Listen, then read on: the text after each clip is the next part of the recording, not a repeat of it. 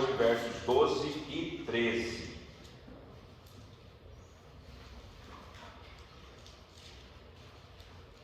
Aqui está a perseverança dos santos, os que guardam os mandamentos de Deus e a fé em Jesus. Então ouvi uma voz do céu dizendo: escreva, bem-aventurados os mortos, que desde agora morrem no Senhor. Sim, diz o Espírito, para que descansem das suas fadigas, pois suas obras os acompanham. Amém? Muito bem. Deixa aqui que é mais fácil se eu precisar. Vamos orar? Pai querido, obrigado pela leitura da Tua Palavra, obrigado porque nos reunimos nesta manhã para Te adorar, para Te exaltar, para cantarmos louvores ao Teu santo nome, para termos um tempo de aprendizado da Tua Palavra. Pedimos agora por esta aula, pedimos agora também pelas demais aulas que estamos tendo neste momento. Abençoe cada professor, cada professora, que o seu coração esteja disposto a falar somente aquilo que glorifica o Senhor, Pai.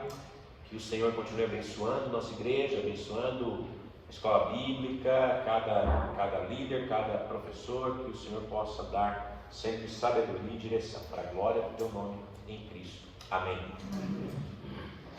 Muito bem, o tema que vamos tratar é: bem-aventurados são os mortos. Bem-aventurados são os mortos. A palavra bem-aventurados, ela quer dizer felizes. Na verdade, o termo grego makarios, mais que felizes ou muito felizes, extremamente felizes. E o tema é, então, muito felizes ou extremamente felizes são os mortos. São os mortos. E a Bíblia tem muito a dizer para nós sobre felicidade. A Bíblia sempre tem muito a dizer para nós sobre felicidade, sobre estar alegre, sobre ser abençoado. Essa alegria espiritual, essa realização, essa satisfação que nós recebemos em Cristo. E essa ideia de bem-aventurados descreve uma alegria interior que podemos dizer que é o cumprimento de toda a felicidade. Um contentamento, serenidade, paz. Tanto o Antigo quanto o Novo Testamento nos falam muito sobre bem-aventuranças. Há vários textos que poderíamos citar aqui. Salmo 1, verso 2: bem-aventurado o varão que não anda segundo o conselho dos ímpios, não se detém no caminho dos pecadores, não se assenta na roda dos escarnecedores. É isso? Bem-aventurados. Bem-aventurados esses. Salmo 2, versículo 12, vai falar: felizes ou bem-aventurados aqueles que também confiam no Senhor. E assim por diante. Salmo 40, Salmo 41, Salmo 65, vários textos aqui que eu poderia citar. E talvez no Novo Testamento, um dos textos mais conhecidos e mais falados está lá em Mateus capítulo 5, versos de 3 a 12. Primeiro sermão de Jesus, por assim dizer, primeira pregação de Jesus, ele começa falando sobre felicidade. Sobre felicidade. Bem-aventurados os humildes de espírito, porque deles é o reino dos céus. Bem-aventurados os mansos. Bem-aventurados os que choram. Bem-aventurados os que têm fome e sede de justiça. Bem-aventurados os pacificadores. Bem-aventurados os misericordiosos. E por aí vai. Bem-aventurados os perseguidos. Ou seja, felizes, alegres são essas pessoas.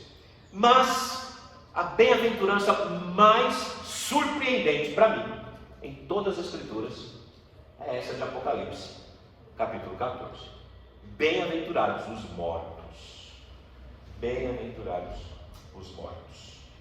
Entre tantas bem-aventuranças, João vai falar de bem-aventurados os mortos. Talvez nós pensássemos que bem-aventurados são os vivos. Bem-aventurados são aqueles que estão aí fazendo seus serviços, andando, pensando, correndo. Esses são os bem-aventurados. E esse pensamento para a nossa sociedade seria mais apropriado, não é? Mas a pergunta óbvia que esse texto nos provoca é: por que eles são bem-aventurados? Se eles morreram, se eles estão mortos, qual é essa felicidade? E aqui nós temos uma resposta dupla. Os mortos em vista aqui são abençoados por causa da forma como eles viveram, e são abençoados pela forma com a qual eles morreram. Então nós vamos ver essas duas formas aqui.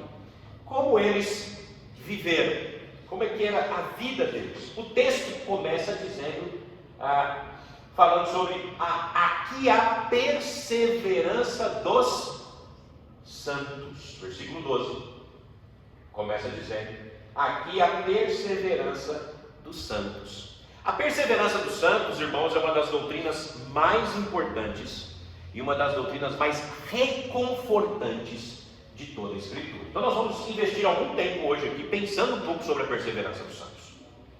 O que é essa perseverança dos santos? Ou a preservação dos santos? O que é isso? Essa verdade, ela expressa aqueles a quem Deus escolheu, chamou e justificou, e que nunca, já foi citado aqui, até o Renato também aqui falou, já, nunca perderão a sua fé, permanecerão para sempre. Permanecerão para sempre. Essa fé irá até a morte. Eles não vão retroceder, eles vão perseverar até o fim. E isso constitui uma grande alegria e uma grande esperança para todos nós. Ter a certeza, a plena convicção de que vamos perseverar até o fim. Vamos perseverar até o fim. E vamos perseverar por quê? Porque eu sou forte? Porque eu sou capaz de perseverar? Vocês acham que eu sou capaz de pela minha força, perseverar até o fim? Pelas minhas próprias forças? Sim ou não, irmãos? Não. Ainda bem, né? Os irmãos responderam não. Não, eu não posso. Eu não sou capaz. É por causa de Cristo. É pelo que Ele fez. E Ele, então, garante que vai me levar até o fim. É isso que Paulo fala, aquele que começou a boa obra em nós, há de completá-la até o dia de Cristo Jesus. Nós vamos ver alguns textos que vão falar para nós mais sobre isso. Alguns se referem a essa doutrina da segurança eterna com o ensino dizendo, uma vez salvo, salvo para sempre. Não é isso? Nós não ouvimos essa frase? É bem batista essa frase, né?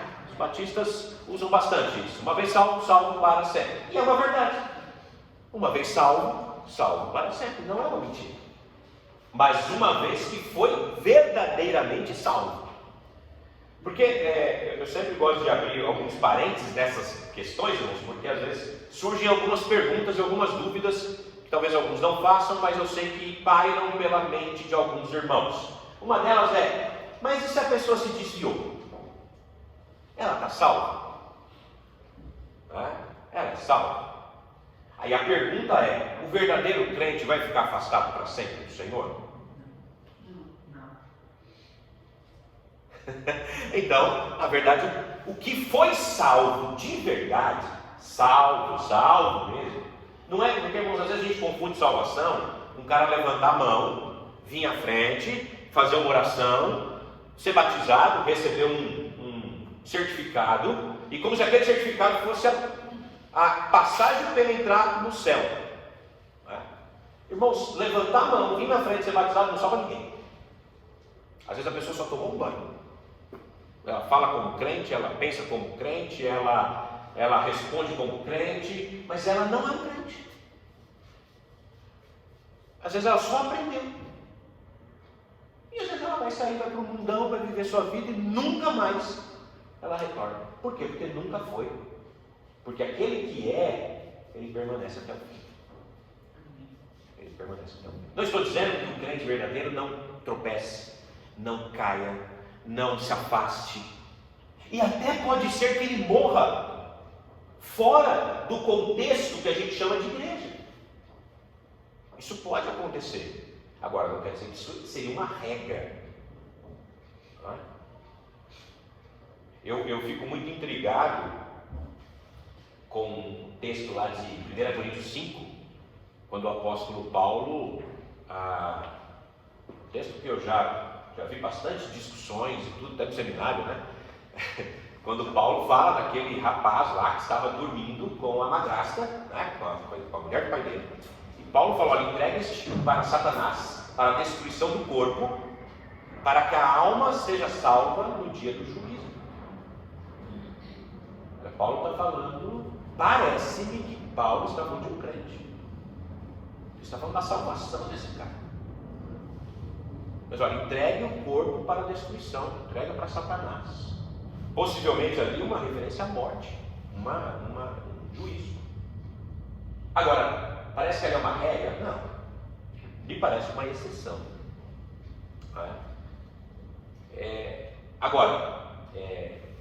Senão a gente começa a achar que pode viver de qualquer jeito também. Então vamos viver de qualquer jeito? Não, de jeito nenhum. Romanos capítulo 6, Paulo vai falar, né, diante de uma pergunta que ele mesmo cria, uma pergunta retórica: permaneceremos, pois, no pecado para que abunde a graça? Qual é a resposta de Paulo? De maneira nenhuma. De maneira nenhuma. Porque ele está falando onde abundou o pecado, superabundou a graça. Então ele fala assim, então as pessoas falam: então vamos pecar mais, já que aonde tem bastante pecado tem mais graça. Aí Paulo falou assim, então vamos pecar mais para que tenha mais graça. Aí Paulo fala: se você já morreu no pecado, como é que você vai viver no pecado? Então ele vai falar assim, não, de maneira nenhuma, nós queremos viver como cristãos. Mas a verdade é essa: o salvo, filho de Deus, ele vai ser salvo, ele é salvo para sempre, porque não depende dele, mas depende realmente do Senhor. Por isso que eu gosto mais do termo preservação dos santos do que do termo perseverança dos santos, não é? Porque quem nos sustenta a fé até o fim, quem nos mantém uma vida com o Senhor e quem faz a fé salvadora permanecer em nós é o próprio Senhor, não é? E o caráter perseverante da fé salvadora, ela é poderosamente clara nessa passagem, né? Um grupo de crentes aqui que enfrentou o período terrível da tribulação, que inclui gentios, judeus, que vão ouvir o Evangelho através das duas testemunhas, vão suportar uma perseguição intensa, talvez a mais intensa de toda a história. Em Mateus 24, Jesus descreve esse período como grande tribulação, tal qual nunca ocorreu desde o princípio do mundo até agora e nunca será. No versículo 22 de Mateus 24, Jesus vai continuar dizendo: se aqueles dias não fossem abreviados, nenhum se salvaria, mas por causa dos escolhidos, tais dias serão abreviados. Então, veja que este grupo é deste grupo que o texto está falando, deste grupo em especial, desses bem-aventurados aqui. Há uma especificação ainda maior. A perseverança dos santos, naturalmente, é para todos os crentes de todos os tempos, mas aqui essa mensagem mais em especial para este grupo. E essa mensagem encorajadora desses breves versos, dentro de um período, de uma pausa da revelação do juízo de Deus contra os incrédulos, depois de pintar o quadro da condenação, dos adoradores do anticristo, depois vai continuar com a narrativa do julgamento de Deus e tudo o que vai acontecer naquele período, mas aqui ele fala da lealdade perseverante a Jesus Cristo, que constitui um ponto brilhante no meio da escuridão e no meio da tribulação. Os crentes da tribulação também vão se manter firmes até o fim. E aqui, irmãos, pensando também, não só, eu gosto sempre de fazer a ponte, embora a gente esteja pensando em algo futuro, pensando em algo que, do período da tribulação, mas há algumas coisas que se aplicam às nossas vidas para hoje, né? E essa doutrina que a gente está pensando um pouco, a perseverança dos santos, ela tem alguns pilares que são sólidos e inabaláveis. E é importante a gente recordar disso. Primeira prova da veracidade de que a doutrina que dá veracidade desta doutrina é a promessa que Deus estabeleceu. Alguém pode ler Salmo 37, por favor, para mim? Salmo 37, versículo 23.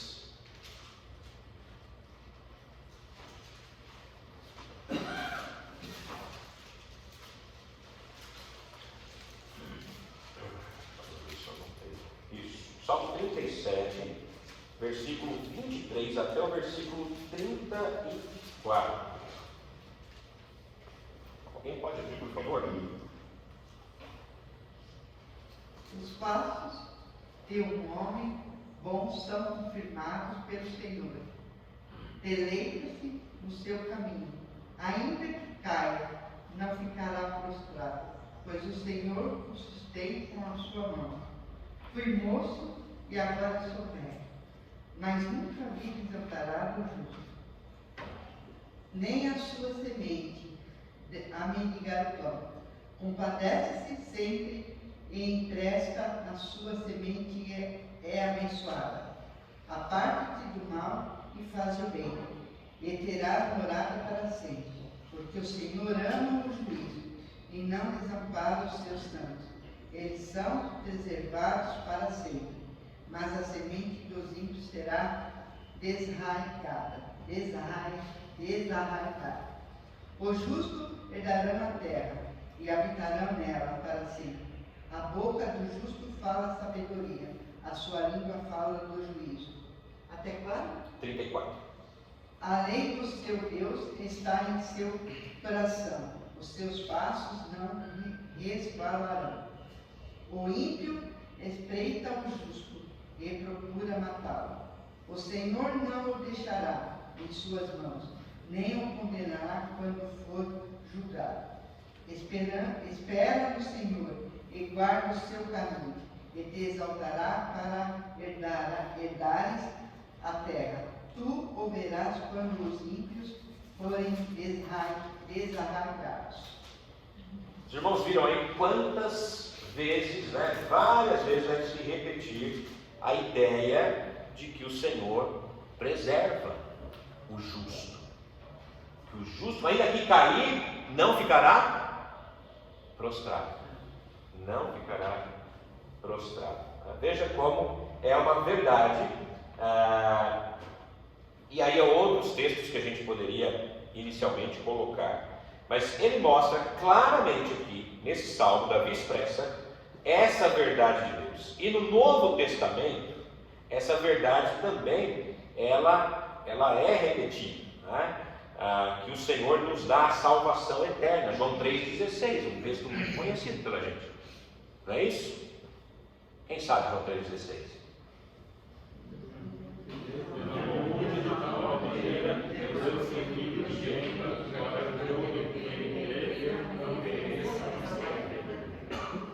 Todo aquele que nele crê não pereça, mas tenha a vida eterna. A segunda verdade sobre qual essa doutrina da perseverança dos santos nos assegura é onde Jesus declara lá em João 6 também. Alguém pode ler para mim João 6, 37 a 40. João 6. Nossa vez assim, ufa, a igreja conhece o clássico. Conhece.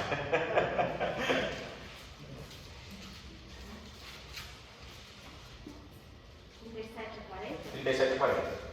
Quando aquele que o Pai me dá, ele seguirá a mim, e que vem a mim, de modo nenhum lançarei fora. Porque eu desci do céu não para fazer a minha própria vontade, e sim a vontade daquele que me enviou. E a vontade de quem me enviou é esta, que nenhum eu perco de todos os que me deu. Pelo contrário, eu ressuscitarei no último dia. De fato, a vontade de meu Pai é que todo homem que vive o Filho e nele crer tenha a vida eterna, e eu ressuscitarei no último dia. Amém.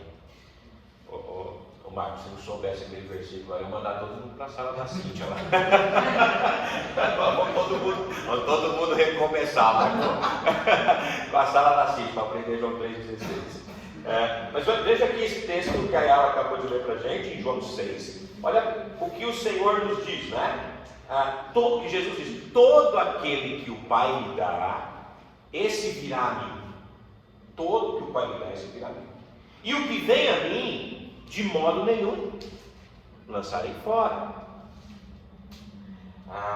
Porque eu desci do céu, aí versículo 39, e a vontade de quem me enviou é esta, que eu não perca nenhum de todos os que ele me deu. Pelo contrário, eu o ressuscitarei no último dia.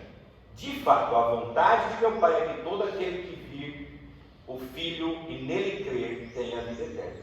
E eu ressuscitarei no último dia. Então, todo aquele que o Pai dá ao Senhor, irá. E o Senhor vai fazê-lo permanecer até o fim. Porque João 10, por exemplo, lá que fala do bom pastor, um texto bem conhecido também, fala que nós estamos na mão do Senhor. E que ninguém pode nos arrebatar da sua mão. O ladrão vem para roubar, matar, destruir, né? Jesus veio para nos dar vida abundante e tudo mais. Mas notem que acima de tudo a nossa vida está segura em Cristo. Irmãos, isso é encorajador. Isso é encorajador. Nossa vida está segura em Cristo. Então a promessa de Deus repousa sobre o seu propósito soberano, claramente declarada aqui. A vontade dele é que nenhum daqueles que o Pai dá seja perdido.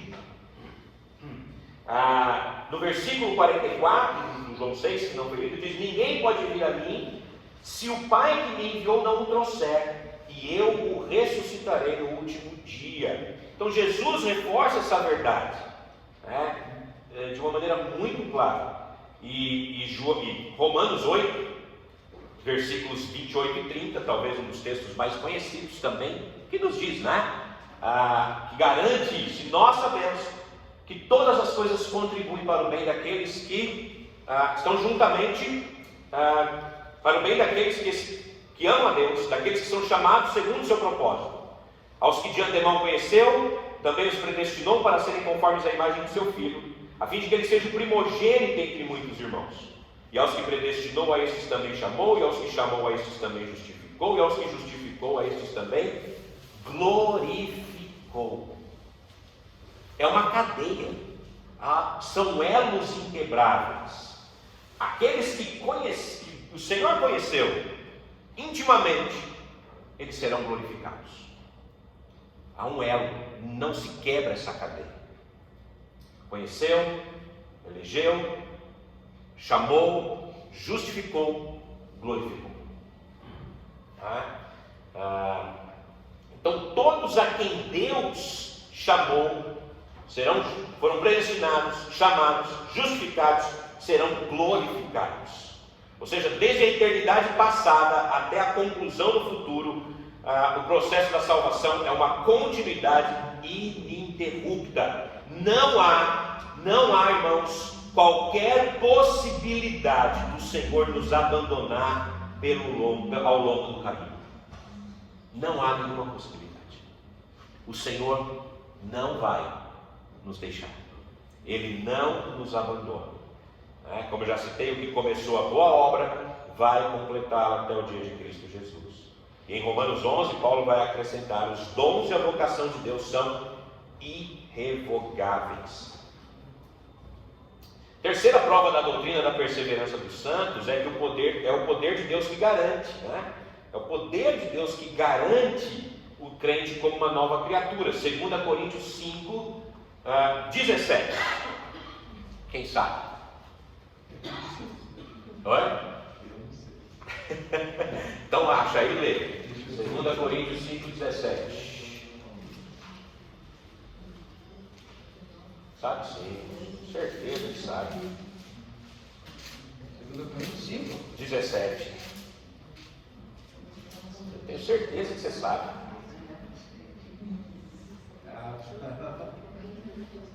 E assim, se alguém está em Cristo, é nova criatura. As coisas antigas já passaram, eis que se fizeram novas. Sabia ou não sabia?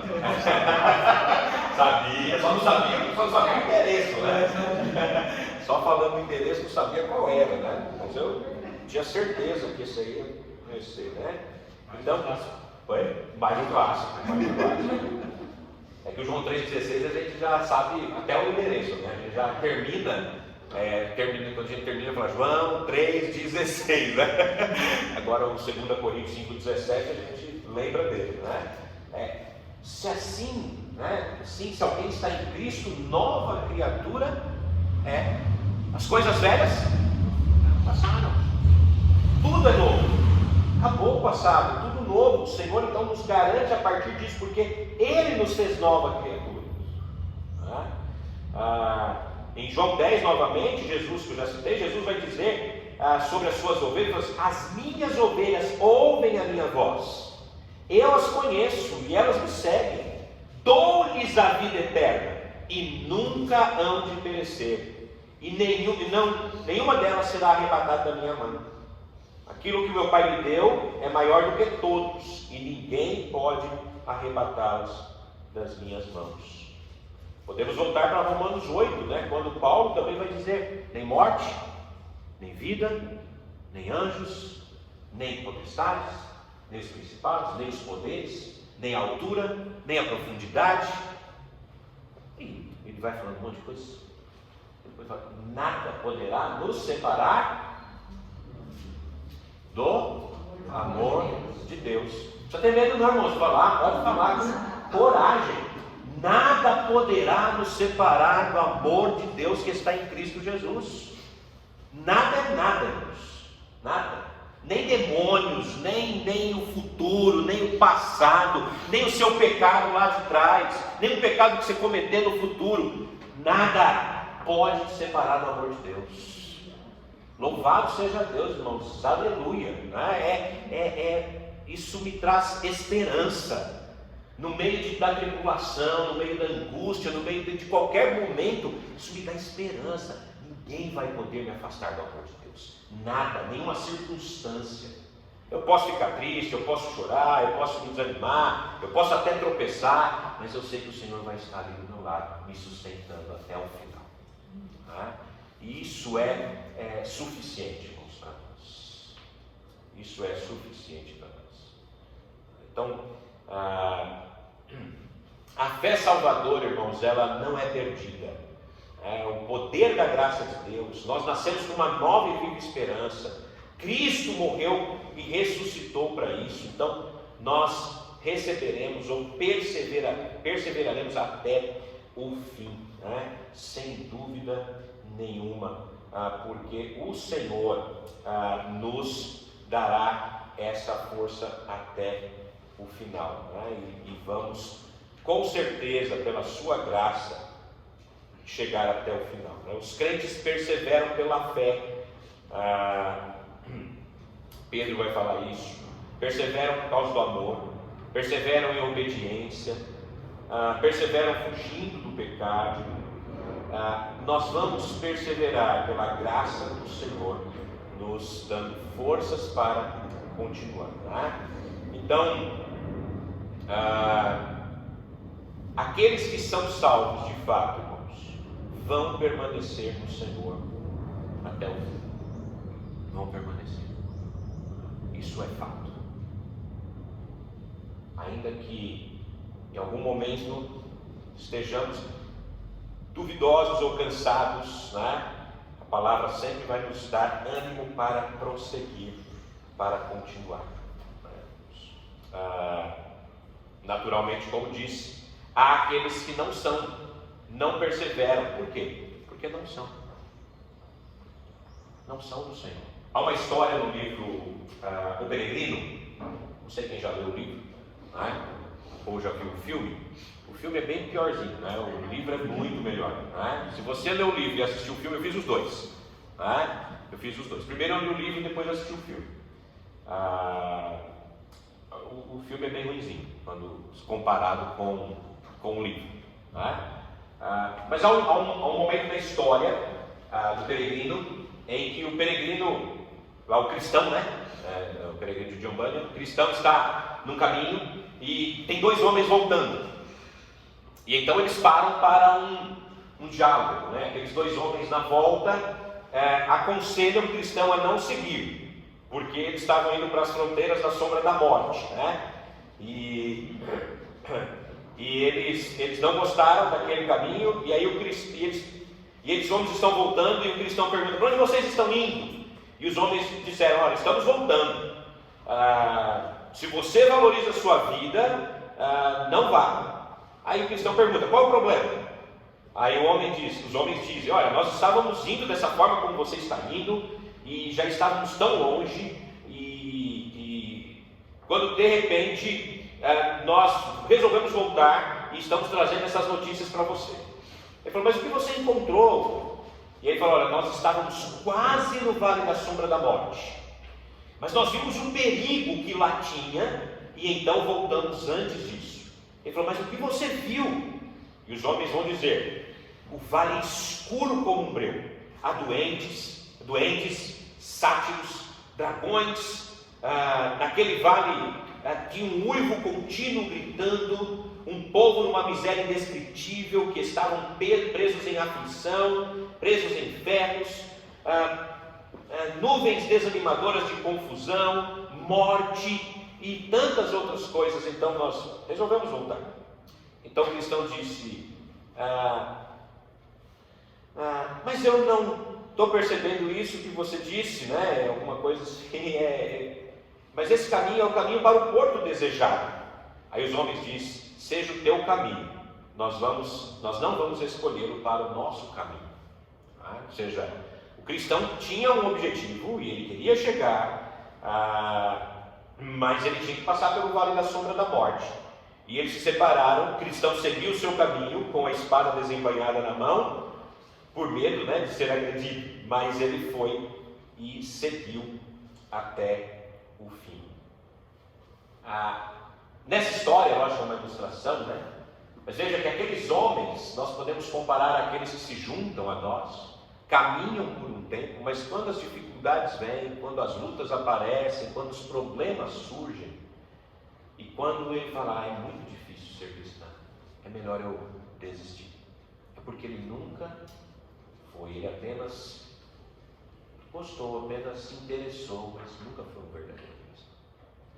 O cristão aqui do livro, né, que na verdade representa todos os salvos, né, na história de Ambânia, ele vai até o fim, ele enfrenta as lutas, ele falha em alguns momentos, né? Quem já leu o livro sabe, né? Mas ele vai perseverar até o fim. O Senhor vai dando força para ele até o fim. Ele até pensa em voltar em alguns momentos, né? Mas o Senhor não permite. Naturalmente, irmãos, quantos de nós em alguns momentos já não pensamos em desistir, né? Quantos de nós em alguns momentos já falamos: puxa, está difícil a caminhada, né? É difícil se manter fiel. Às vezes passa isso, né, pela cabeça de um crente, né? Não está fácil, melhor parar essa caminhada aqui. Alguns acham que seria mais fácil, né? Mas não é. Mas aqui está a perseverança dos santos, né? No meio da tribulação, no meio da dificuldade, vão guardar os mandamentos de Deus. A fé genuína, irmãos, nos leva à obediência ao Senhor. Se vós permanecerdes na minha palavra, sois verdadeiramente meus discípulos. Aquele que tem os meus mandamentos e os guarda, esse é o que me ama, e aquele que me ama será amado por meu Pai, e eu o amarei e me manifestarei a ele. Vós sois meus amigos se fizerdes o que eu vos mando. Ou seja, há vários textos que mostram, o que nos mostra de fato por que vamos perseverar. O Senhor nos sustenta e porque amamos também sua palavra. Agora, voltando aos santos da tribulação, a perseverança deles também serão na fé em Jesus. Eles permanecerão fiéis no meio de um reinado tirânico do anticristo. Eles não vão abandonar sua fé em Jesus. Eles vão manter-se até o fim. Então a pergunta é: por que esses mortos em crentes, esses crentes, né, mortos, são felizes? Porque eles viviam de maneira nobre, maneira pura, obedientes, vidas exemplares, alegres, vidas com fé em Deus e obedientes. Por isso, irmãos, que tanto para eles quanto para nós, a morte é uma bem-aventurança, porque nós vivemos como fiéis ao Senhor. Nossa vida foi uma vida de fidelidade ao Senhor. Não é a morte em si que nos torna bem-aventurados, mas a maneira como nós vivemos é que torna a nossa morte uma morte feliz. Essa é a diferença. Interessante, irmãos, eu gosto muito de observar algumas coisas, né? Já fiz mais velório do que casamento na minha vida, né? Eu fiz muito casamento, mas fiz muito velório. Aí em São José do Rio Pardo, quando eu pastorei lá, eu acho que eu fazia pelo menos um por semana. Né? Não era da igreja, não eram todos da igreja. Mas como eu era pastor, eu era bem conhecido, às vezes o cara não era nada, não tinha nenhuma religião, pastor, o senhor vai lá fazer uma oração, né? Só vai lá fazer uma oração, né? Eu falei, vou lá fazer uma oração. Aí eu ia lá pregava, né? Às vezes tinha um padre, às vezes a família tinha uma parte crente e uma parte católica. Aí o padre fazia uma parte, depois ela fazia também. E assim, né? E lá em São José, é uma cidade pequena, mas a média de morte é um por dia na cidade. É um por dia, né? É uma cidade de 50 mil habitantes, mas todo dia que passava no velório, o velório estava aberto. Era quase, o dia que passava estava fechado, até assustava, né? E era curioso, porque ficava lá o nome e a data, e o ano, né?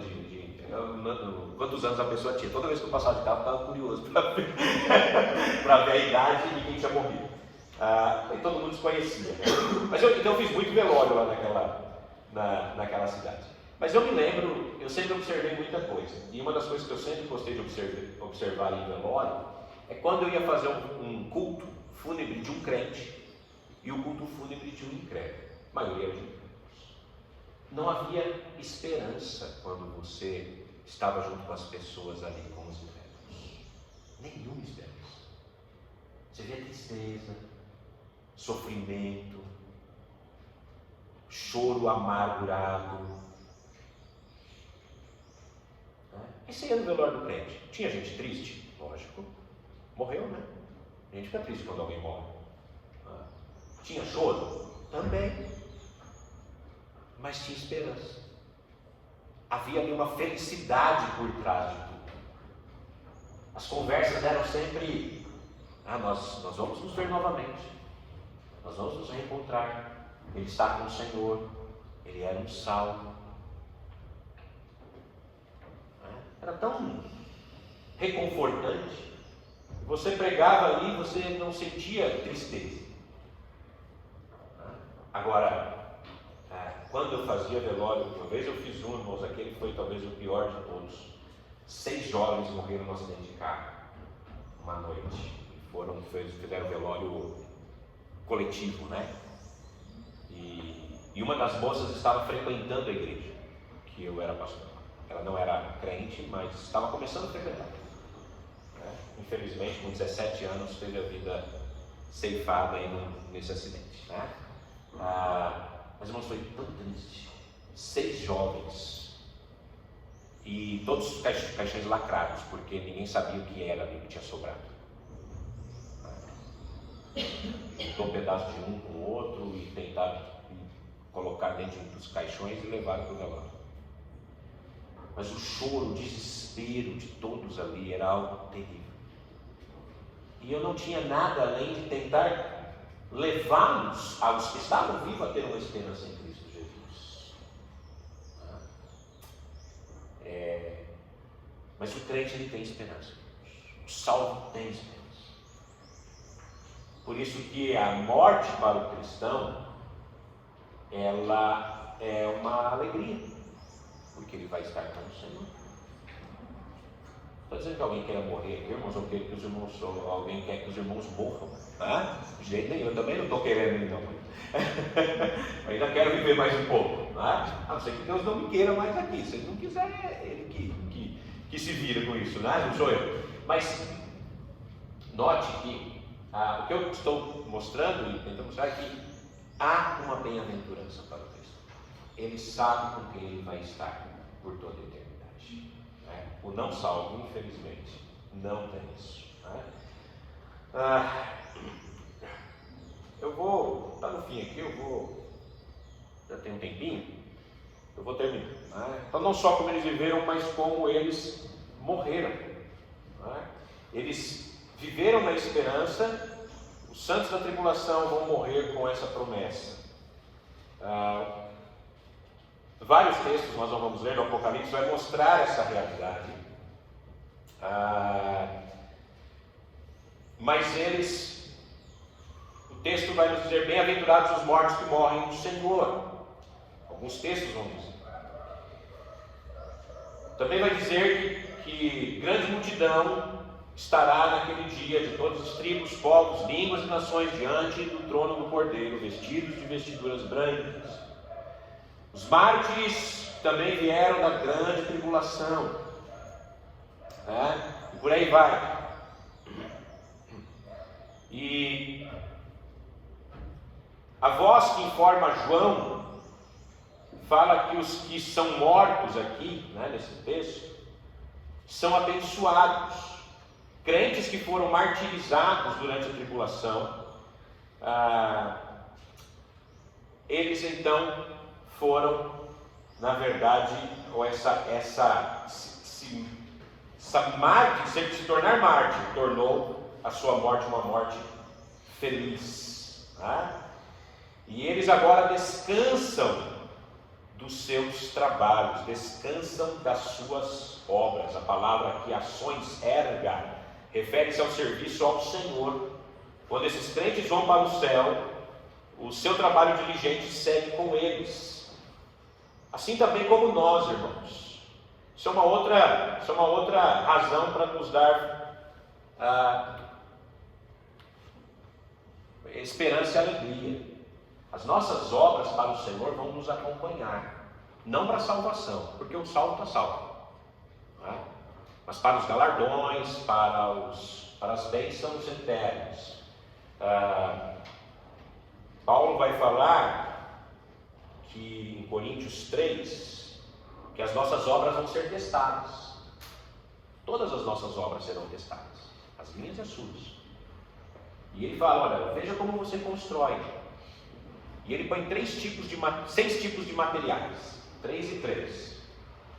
Feno, palha e madeira, e ouro, prata e pedras preciosas. Ele falou: vocês podem construir dessas duas formas, com feno, com madeira e com palha. E vocês podem construir com ouro, prata e pedras preciosas. As suas obras vão ser testadas pelo fogo. Coloca feno, palha e madeira no fogo.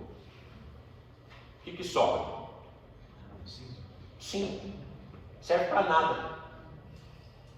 Muitas das nossas obras, irmãos, e eu vou dizer que da minha será a maioria, é feno, palha e madeira.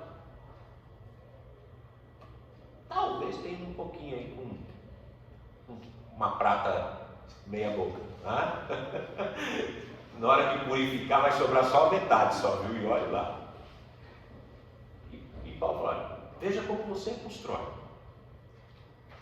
Quando nós estamos fazendo, irmãos, e aqui serve uma advertência para nós como cristãos, nossa obra deve ser feita para a glória de Deus. Então nós devemos construir com o melhor possível. Com o melhor possível. E não é para a nossa glória. Não é para sermos nós os honrados. Eu não sou ninguém. Eu não sou ninguém. Eu não sou nada. Eu não preciso, eu não devo querer a glória humana. Embora, irmãos, eu queira. Embora o nosso coração deseje ser honrado pelos homens. mas devemos ser honrados por Deus. As nossas obras que nos acompanham, elas são aquelas que vão honrar o Senhor. Embora nosso lado humano queira sobressair, nós devemos lembrar que as obras são para a glória do Senhor. O louvor é do Senhor. Então eu tenho que fazer o meu melhor, não para que eu seja glorificado, mas para que o Senhor seja glorificado. E para que no dia em que eu estiver diante do Senhor e as minhas obras forem testadas, elas sejam testadas e sejam aprovadas. Eu não vou perder a salvação, eu não vou deixar de entrar no céu por causa disso, de maneira nenhuma. Agora, o texto lá vai dizer que vai entrar salvo como que pelo fogo, né? Fala que é o crente churrasquinho, né? Chega queimado, né? Deu uma tostada antes de entrar no céu, né? Mas o melhor, irmãos, é que as nossas obras sejam testadas e aprovadas para a glória do Senhor. E como nós começamos lá no início de Apocalipse, irmãos, nós vamos receber coroas. Nessas coroas vão haver diademas. Essas diademas são as nossas obras, e nós vamos devolvê-las ao Senhor. Tem gente que vai ter só a coroa sem nada para entregar de volta para o Senhor, né? Às vezes eu fico pensando, gente, será que vai ter pelo menos uma pedrinha na minha coroa que eu vou devolver aos pés de Cristo? É sério, eu penso mesmo. Eu fico pensando nisso às vezes. Eu falo, será que pelo menos uma ou duas pedrinhas lá eu vou conseguir ter lá, pegar junto? Porque, irmãos, tudo que Cristo fez por nós, acho que a gente não... É óbvio que nada que a gente fizer vai pagar ou vai, de alguma forma, devolver o que Cristo fez por nós, de maneira nenhuma. Mas às vezes, irmãos, eu me envergonho de não fazer mais do que eu poderia fazer. E aí eu me lembro que Jesus falou para os discípulos, né? Quando os discípulos chegam para o Senhor e falam: Senhor, nós fizemos isso, e Jesus falou: vocês não passam de servos inúteis, só fizeram o que eu mandei. Ou seja, para chegar na categoria de servo inútil, irmãos, a gente só tem que obedecer. Porque a gente nem nessa categoria, pelo menos eu acho que eu ainda não cheguei, de servo inútil, né? Temos muito, irmãos, a crescer pela graça do Senhor e devolvermos, não fazermos para o Senhor, para a glória dele, né? A fim de que ele seja exaltado através das nossas vidas e o mundo veja Jesus através de nós, né? Que nós possamos viver, irmãos, para a glória do Senhor e possamos morrer para a glória do Senhor, né? Estejamos prontos, né, para esse momento também, porque se vivermos para o Senhor, morremos para o Senhor e estaremos em paz, né? Sem dúvida nenhuma, sem dúvida nenhuma. Há muitas histórias, né, que a gente ouve, né, de homens, mulheres de Deus. O Russell Shedd, talvez os irmãos já tenham ouvido falar ou conhecer, não sei, né? O Russell Shedd era um missionário aqui entre os batistas no Brasil por muitos anos, né? E o Shedd morreu tem uns 3 anos, 4 anos, talvez, eu não tenho exatamente a noção, mas mais ou menos isso. Ele estava bem doente já, idoso também, mas conta que quem estava com o Shedd nos últimos momentos dele, ele estava lúcido e tranquilo e falando: daqui um pouquinho eu vou estar com o Senhor, daqui um pouquinho eu vou estar com o Senhor, continue aqui comigo, porque daqui a pouco eu vou estar com o Senhor, rindo e esperando. E depois de alguns instantes a maquininha parou e tudo parou e ele terminou a sua vida, né? Em paz, tranquilo. Ele viveu para o Senhor e morreu para o Senhor. Nós estejamos vivendo para o Senhor, Deus. E no momento que o Senhor nos chamar, também, né? Estejamos prontos para estar com o Senhor, né? E espero que não seja de ninguém agora, tá bom, irmãos? Como eu disse, já fiz muito velório na minha vida. Agora eu quero fazer mais casamento, apresentação de bebê, essas coisas, do que meu velório, tá bom? Então, e eu espero, de verdade, irmãos, que sejamos todos arrebatados num domingo, na hora do culto, né? Quando a gente estiver aqui, né? Louvando o Senhor, puf, né? Subir todo mundo, irmãos, pelo amor de Deus. Vai o prédio todo aceso, né? Fica tudo aceso aí. Tem uma conta de 3 mil. O Renato não vai ficar nem preocupado mais com essa conta. Tá no débito automático, Renato? Então, tranquilo. Então, tá bom, irmãos. Que Deus assim nos abençoe. Tenhamos aí uma boa tarde de domingo. Vamos orar para nós terminarmos nossa aula nesta manhã.